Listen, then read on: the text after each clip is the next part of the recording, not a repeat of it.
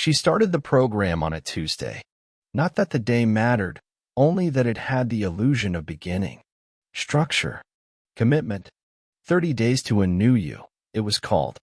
I remember the name because of how she said it, half smiling like it was a challenge. Like the U was negotiable. I didn't protest. I encouraged her. She'd been restless for months, lingering in front of mirrors too long, sighing in dressing rooms, pulling at her sleeves like her skin was some ill-fitting garment. I figured this was just the next phase. A cleanse. A goal. Something to pour herself into. She wasn't the type to have to do anything. The sign-up was digital. A portal with meal plans, daily challenges, and live coaching calls. But there was no one-on-one trainer. Just a sleekly branded email from the program's lead administrator, some guy named Maddox. That name alone should have told me something. Maddox. Not Matt. Not Max Maddox. I remember glancing at his profile once. His bio was vague, something about mindset architecture and somatic integration. His photo looked filtered, but not in the obvious way. He wore a fitted black shirt and had that kind of jawline that made you question your own. You could tell he took cold showers and believed in alpha states. His job, officially, was to guide participants through the emotional phase transitions of physical change. Whatever that meant. She called him inspiring. I said nothing. Week 1 passed in smoothies and sweat. She was sore every night, glowing in that flushed, radiant way people do when they're newly obsessed with something. She went to bed early. She woke up before the alarm. She stopped complaining about things, which, ironically, made me more suspicious than if she had. It felt like I was watching her audition for a role I hadn't been cast in. Still, I backed her. Cheered when she hit milestones. Massaged her calves when the soreness crept in too deep. Bought her new leggings, even though we were trying to save. She smiled at me differently then. Not colder. Just distant. As if she were smiling at herself through me. I told myself it was working. In week 3, she stopped asking for help with anything. Meals, laundry, conversation. She wore her earbuds constantly, probably listening to Maddox's voice tell her how resistance is your old self clinging. I joked that I should sign up too, just to keep up. She said, "It's not your thing." She didn't say it cruelly, but it landed like a door closing, and I didn't know which side of it I was on. By the end of the month, she looked different. Not just leaner, sharper, somehow. Her cheekbones caught the light in new places. Her posture changed. Her voice took on a steadiness I didn't recognize, like she'd been rehearsing it alone in a room. People noticed. At the grocery store, one of the cashiers complimented her arms. She laughed and said, "Thanks, I've been doing this thing." But she didn't mention me. That I'd been part of it. That I was the one who ordered her blender. That I was the one who believed. Then, last Friday, the 30th day, I walked past the bedroom door and caught her mid-pose. She was standing by the mirror, angling her hip just right, her arm raised for the shot. Not seductive. More clinical. Like documenting a milestone. A before and after. I started to say something, just a joke, something light, but she didn't see me. Or maybe she did and didn't flinch. I kept walking. Later that night, while she was in the shower, her phone buzzed on the counter. I don't make a habit of checking her messages. I still don't know what made me do it. Curiosity. Or something deeper. The photo she'd taken was on the screen. Sent. But it wasn't to Maddox. It was to a number saved simply as M. And just below it was his reply. "You can be my transformation." No emojis. No shame. Just that. I stared at it long enough to feel my heartbeat shift. It wasn't the photo that wrecked me. It was the familiarity. The ease. I put the phone down. When she came out, hair wet, towel wrapped high on her chest, I asked her, calmly, "Who's M?" She didn't lie. She didn't look away. She just said, "The administrator." I waited. She didn't offer more. So I said the only thing I could manage. That's not a training response. She shrugged. And then, As she passed by me to the dresser, she said, without irony, without a flicker of guilt, "It's not about the body." She turned, her eyes on mine. Flat. "It's about attitude." I didn't sleep that night. She did. I could hear her breathing, slow and even, as I lay stiff on the other side of the bed. The fan above us clicked with every rotation, a lazy, repetitive sound that used to lull me. Tonight it just measured out the silence between us. I replayed the conversation, if you could even call it that, over and over. "Who's M?" "The administrator." "It's not about the body. It's about attitude." I kept waiting for her to roll toward me, to touch my shoulder, to offer some confession half-drenched in tears. Some signal that this was a mistake, that it didn't mean what it so obviously meant. But she didn't. She slept, like she'd earned it. The next morning, she was already up when I stumbled into the kitchen. She was wearing the new sports bra I bought her, the one she said made her feel powerful. She poured her green smoothie into a glass and barely looked at me. I opened my mouth, but the words jammed in my throat. What was I supposed to say? Accuse her? Demand an apology? For what? For sending a piece of herself to someone else? For offering up the intimacy she no longer shared with me? I didn't even know if they'd met in person.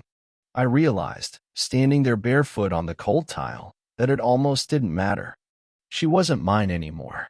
That night, after she fell asleep again, effortlessly, shamelessly, I sat at the dining table and opened my laptop, found the program's website, scrolled through pages of glossy promises and testimonials, all dripping with words like rebirth and surrender and power. At the bottom was a list of administrators. Maddox was there. No last name. No certifications. Just a blurry black and white headshot and a link. Message me. I clicked it. A blank chat window opened. The placeholder text said, "Transformation starts here." I didn't type anything. My hands hovered over the keyboard, but there was nothing to say. Instead, I clicked over to the alumni group, a private message board for people who finished the program. She hadn't mentioned it, but she was a member. I could tell from the username. Her initials, followed by the number 30. Her profile showed she'd posted several times. Feeling stronger every day. Learning to let go of the past. Building my new self. No apologies. Buried in the comments were hearts and flame emojis and responses from other users. Encouragement. Solidarity. But one comment kept popping up underneath her posts. From a user called Maddox Guide. Always short. Always direct. Yes. Claim it. You're becoming who you always were. No one gets to keep the old version of you. I stared at those last words until they blurred. No one gets to keep the old version of you. Was that what this was? She wasn't just changing. She was shedding, molting, sloughing off everything, everyone that had known her before, including me. I closed the laptop gently, afraid even a small sound would wake her. I sat there for a long time, staring at the condensation ring her smoothie glass had left on the wood. Something inside me calcified that night. This wasn't about an affair. Not in the way you think. This wasn't about a photo, or a body, or even love. This was about something harder to fight, harder to forgive. It was about erasure, and she wasn't hiding it. She wasn't ashamed of it. She thought she was becoming better, newer, that I and everything we built were just collateral damage. The next morning, I watched her pack her gym bag. She didn't rush. She didn't fumble. She moved like someone untethered, someone free. I asked her, in a voice so even it didn't sound like mine, "Are you happy?" She zipped the bag slowly, tilted her head. "What kind of question is that?" I shrugged. "You look different." I thought maybe it was worth asking. She smiled then, not warmly, not cruelly, just efficiently. "I'm getting there," she said. She kissed my cheek, not my mouth. Then she left for recession. I stood there, hands still frozen midair where her touch had barely grazed me, feeling the echo of what used to be love, or something close enough to fool me. The first time she forgot to wear her ring, I told myself it was an accident. We were getting ready for a dinner with her old college roommate, someone I hadn't seen in years, someone she used to call a sister. She came down the stairs in a slate gray dress, her hair pinned back, looking so polished it hurt to look at her. But when she reached for her clutch, her hand caught the light in the hallway, and there was nothing on her finger. I noticed immediately. Of course I did. You notice when a part of you goes missing. She must have seen my glance because she gave a light laugh, that brittle, overbright one, and said, "Oh, forgot. I'll grab it upstairs." But she didn't move. She just stood there smiling, waiting for me to pretend it didn't matter. I did. I slipped into my shoes, opened the door, held it for her like everything was normal. If you'd passed us on the street that night, you'd think we were perfect. Two polished pieces of glass. But up close, the cracked spiderweb beneath the surface. The dinner was brutal. Her friend, Lindsay, kept asking polite questions about our plans, about vacations, about next steps. I answered robotically, but my wife, she smiled and shifted in her chair, crossing her bare hand over her thigh like it meant nothing. Later, driving home in the dark, she kept the window cracked and let the cold air whip through the car, like she needed it to breathe. She didn't say thank you. She didn't say good night. She didn't say anything. She just went straight upstairs, pecked me on the temple without making eye contact, and shut the bedroom door behind her. I sat in the living room for a long time after that, the TV off, the room thick with that particular kind of silence you can only get when someone you love is in the next room, but already gone.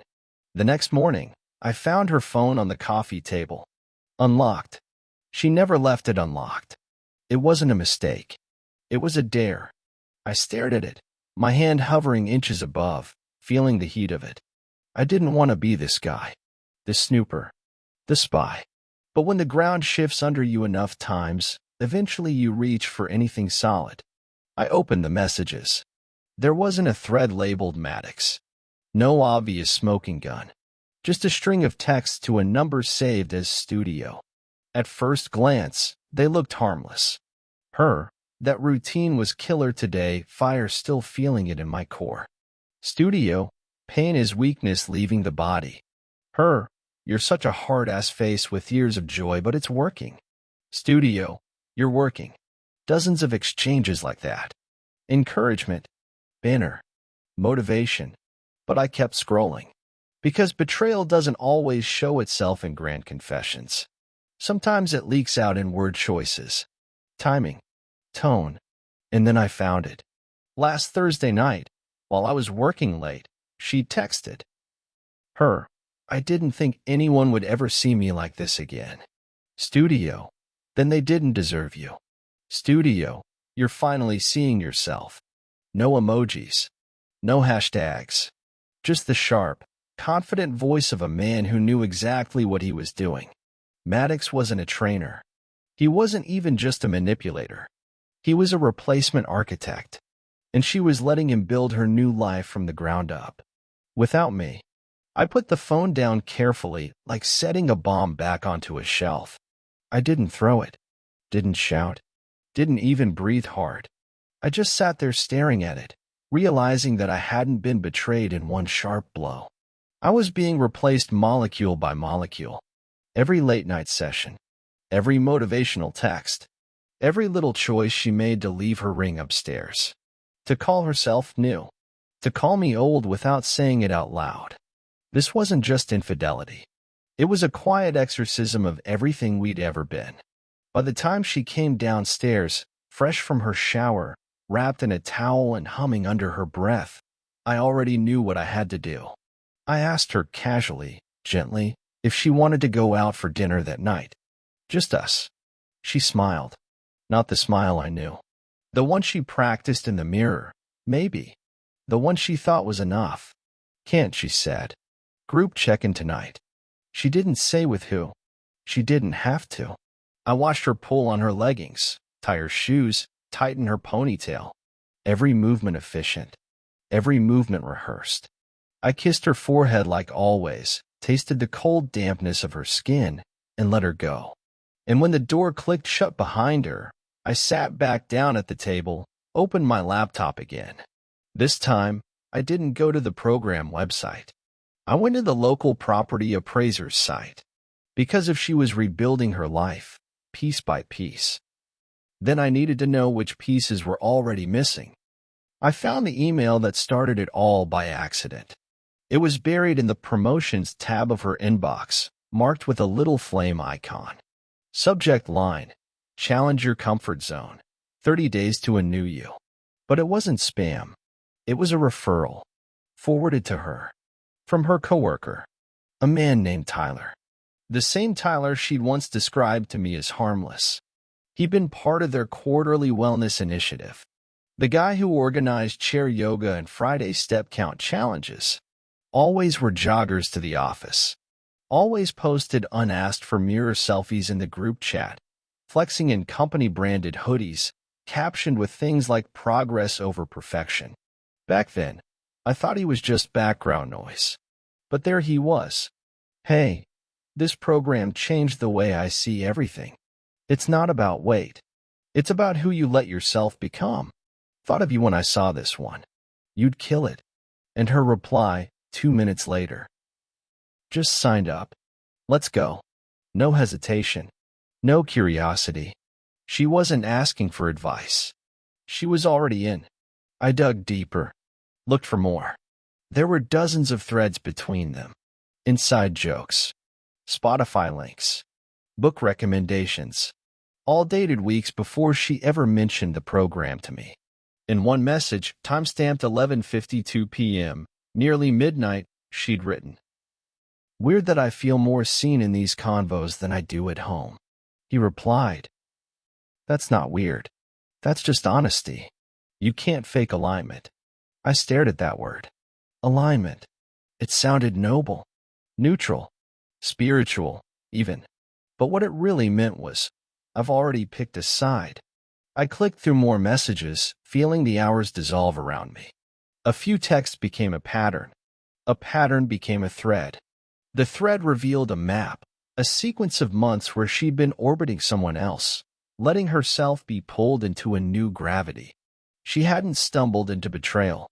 She'd been guided, with compliments, with attention, with the kind of admiration I didn't even know she'd been starving for. I used to think betrayal started with a kiss, or a lie, but now I understood. Sometimes it starts with someone asking how you slept, and meaning it. I sat back in my chair and stared at the wall. It was a strange thing, realizing I wasn't even the villain of her version of events. Just the footnote. The before photo. That night, when she got home from her group check-in, she was flushed, hair damp, hoodie unzipped just enough to reveal a new tank top, one I hadn't seen before. She kissed me on the mouth this time. A guild offering. I didn't kiss her back. I asked her how it went. She said, intense. Maddox had us do this visualization exercise. It kind of cracked me open. I nodded slowly. And Tyler? She blinked, froze, then gave a little laugh that didn't belong to her anymore. Oh, he dropped the program last week. Said it wasn't for him. I looked straight at her. I didn't need to ask how she knew that. Didn't need to ask why that detail mattered enough to include. We both knew. But instead, I said, I'm thinking of signing up. She stiffened. Oh, you said I should try it. She didn't respond. I smiled. It's not about the body, right? It's about attitude. The silence stretched too long. Then she nodded. But her smile was slow to catch up. And when it didn't reach her eyes. The next day, while she was at her spin class, I clicked the Message Me link under Maddox's profile. I wasn't ready to confront him. Not yet. I just wanted to see if he would answer. He did. Almost instantly. Maddox, welcome. Let's get started. Me, I want to understand the program. My wife's in it. Maddox, you're the anchor. Me, what does that mean? Maddox, the person they have to cut to rise. I stared at the screen, fingers cold. Me. Is that the goal? Maddox, the goal is alignment. You either grow with them, or you get left behind. That was it. He signed off. Just vanished from the chat window like a magician dropping the curtain. I closed the laptop and sat in the dark. The hum of the refrigerator was the only sound. Everything else felt hollowed out. Not long after, I started noticing the boxes. Small ones, at first, branded with the program's logo, left on the porch like surprise gifts. One contained resistance bands, another a journal with prompts like, "What part of your old life is no longer yours?" She never mentioned them, never showed them to me, just took them upstairs like they were sacred. The last one I saw came a week later. It was heavier, square, a matte black box with no label. She opened it in the kitchen while I watched from the hallway. Inside was a hoodie, black, no zipper, just a single word embossed across the chest in muted gray. Shed. She slipped it over her head. No ceremony, no hesitation. She looked down at herself, smoothed the fabric, then walked past me without a word. And just like that, I understood.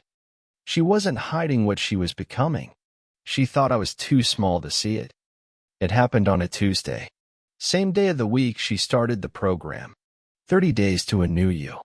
Day 94, by then. But I'd stopped counting. She came home later than usual, her cheeks flushed, phone clutched tightly in her hand.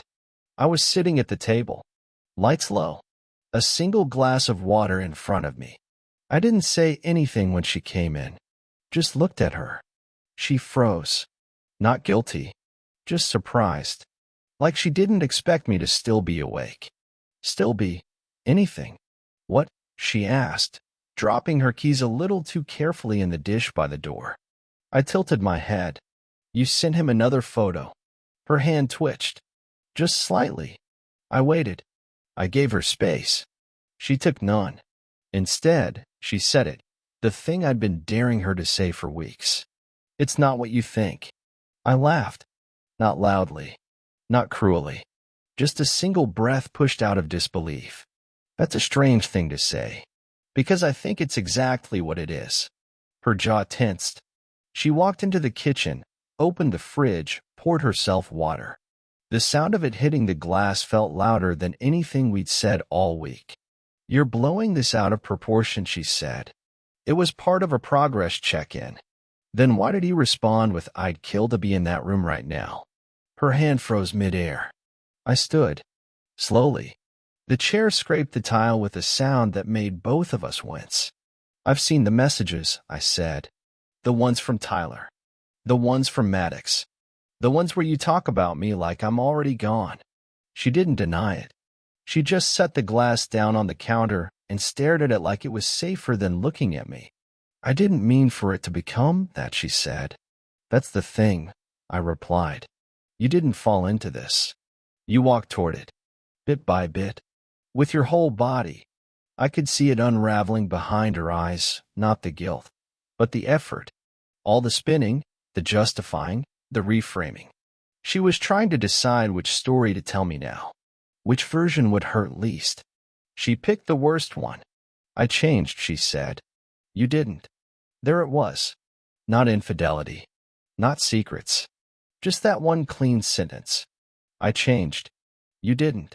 And maybe she thought that would explain everything. That if she said it calmly enough, clinically enough, it would pass as truth instead of demolition. I nodded. Was that the goal? To change so much you forgot who you used to be?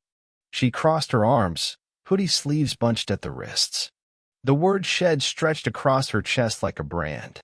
I didn't forget, she said quietly. That hurt more than if she had. Then you remember us, I said. What we were. What we built. What I gave. I do. And that still wasn't enough. Her voice was flat. Honest. No. The silence after that felt like a collapsed lung. I leaned against the counter, not trusting my legs. My hands gripped the edge until the granite bit into my palms. I wanted to scream. I wanted to throw the glass across the room. I wanted to ask her how she could do this with her eyes open, with her hands full of everything we used to call love. But all I said was, "You don't want me. You just want to prove you never needed me." Her mouth parted, just for a second, and then she said it. The last nail. "You're right." No apology. No tears. Not even shame. I walked past her, not brushing against her, not giving her the dignity of one last shared breath. I reached the bedroom and pulled open the top drawer of her nightstand. She kept the program box there now, the one with the journal, the mantra cards, the rubber band she sometimes wore around her wrist to snap out of regression thoughts. I took it all, carried it downstairs, set it on the front porch. Then I locked the door behind it. When I came back in, she was standing in the middle of the living room, arms wrapped around herself, the hoodie suddenly looking too big, too much like armor. I looked at her like I was seeing a stranger who happened to wear my wife's face. "I supported you," I said, even when I didn't understand it. "I stood beside you while you disappeared." She blinked. "But you didn't shed me." I let go, and I turned, not toward the stairs, but toward the spare bedroom. I didn't pack a bag, didn't write a note, didn't slam a single door. I just closed the door behind me and slept with the light on for the first time in years. Not because I was afraid, but because I needed to see clearly what I was waking up from. She didn't leave right away. For the first few days, we lived in a cold sort of parallel, like two planets with intersecting orbits, drifting near each other, never touching. She moved quietly in the mornings, always dressed before I came down. I started waking earlier just to hear the sound of her car pulling out of the driveway. It was easier when she wasn't here. There was no screaming, no dramatic goodbye, just two people tiptoeing through the ruins of something neither one had the stomach to salvage. She kept up the program. I saw the new meal kits in the fridge, the branded water bottle on the counter. Once, I caught a glimpse of her through the front window, jogging down the street in that same black hoodie, hood pulled up, hair slicked back like she was running from a crime scene. We didn't talk. Not really. She tried once. It was a Saturday morning. Late. I was making coffee, my coffee. The kind she used to hate, thick and dark and bitter. She stood by the doorway, hands in her pockets. "I didn't mean for it to end like this," she said. I didn't turn around. "But you meant for it to end," I said. She didn't argue. I poured my coffee, sat at the table. She stayed there a moment longer, like she wanted to say something more. But there was nothing left that could save her from the truth of what she'd done. She'd shed the marriage like an old skin. And me? I was the one left holding it. A week later, she moved out. Didn't ask for help. Didn't explain where she was going. Just 3 boxes and a bag in the back seat of her car. I watched from the window, not hidden, not crying, just watching. As she pulled out of the driveway, she didn't look back. It was the last honest thing she ever did. I changed the locks that night, not for safety, just to prove to myself that this place, this ruin, was still mine to live in. That week, I started cleaning, not just vacuuming, not just dusting. I cleared out drawers, sorted closets, found old photos and slipped them into a bin marked before. I deleted the program from her bookmarked logins, unsubscribed from her fitness emails, poured out the last of her supplements, and watched the green powder swirl down the drain like it meant nothing. Because it didn't. It never did. By the second week, I started noticing the house again. Not the echo of her voice or the shape of her absence, but the light in the hallway around 4 p.m. The way it slants across the floor and turns the wall gold. I hadn't really looked at it in years. I repainted the bedroom, not for some dramatic symbolic rebirth, just because I wanted to. A new color. Something mine. I bought a new lamp, replaced the throw blanket she always hated, played music I'd forgotten I loved. One morning, I got an email from Maddox. I'd forgotten I still had an account. The subject line said, "Your window is closing." I clicked it. Inside was a short message. "We haven't seen you in a while. Growth waits for no one." There was a big blue button below it. Rejoin now. I stared at it for a long time. Then I archived the message. Didn't delete it. Didn't rage. Just put it away. Because I don't need to fight the thing she chose. I already lived through it. Let her have her journey. Let her have her freedom, her mindset, her Maddox. What she doesn't get, what she'll never understand, is that I was her transformation. I loved her through the in-between, through the unraveling, through the days she forgot how to look at me. I was the mirror she couldn't face. And when she couldn't outgrow me, she rewrote the rules. Called it progress. Called it alignment. But all she really did was abandon something real for something scripted. And when the script runs out, she'll realize something. You can't build a self by erasing the people who saw you clearly. And me? I'm still here. Still whole. Still standing. Not because I changed, but because I stayed. Because I stayed long enough to survive her version of transformation. And now, the rest is mine. Thanks for watching. If this story pulled you in, make sure to subscribe and hit the bell so you never miss the next confession. Until next time, take care and watch who you trust.